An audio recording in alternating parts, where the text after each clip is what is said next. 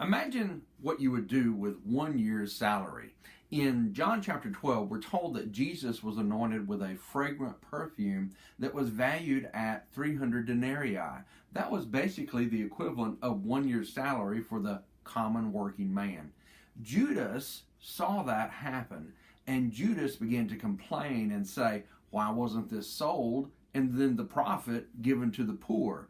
But the Bible then tells us that Judas didn't say that. Judas didn't see that year's salary being poured out on Jesus and think, wow, we could have helped the poor with this. The Bible tells us that Judas saw this, and he said that not because he cared for the poor, but because he was a thief and had the money box and liked to take what was in it. Apparently, Judas was the treasurer for Jesus and his disciples. And I'm not really inclined to think that Judas had this tendency to steal and was a thief initially. But somewhere along the way, Judas saw that money coming in, and I don't think it was an incredible amount either, but Judas saw that money coming in and had the responsibility for it, and he took something. And then he did it again and again. And then finally, the greed and the love of that money began to influence him greater than anything else. Apparently, he was very good at hiding what he was doing. Remember, one of the disciples was Matthew, Levi, who had formerly been a tax collector. I imagine he was pretty good with dollars and figures and things. Even he didn't detect it.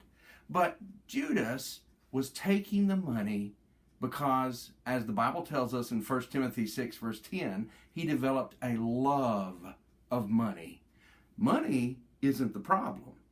The love of money is the problem. 1 Timothy 6:10 tells us that the love of money is the root of all kinds of evil. And here this man was committing evil by stealing from his fellow disciples, stealing from Jesus, and criticizing people who are doing good things.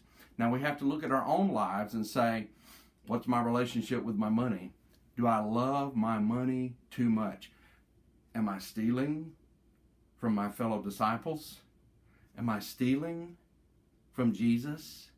Am I criticizing those who are doing good with what they have because I'm jealous and because I want it for myself?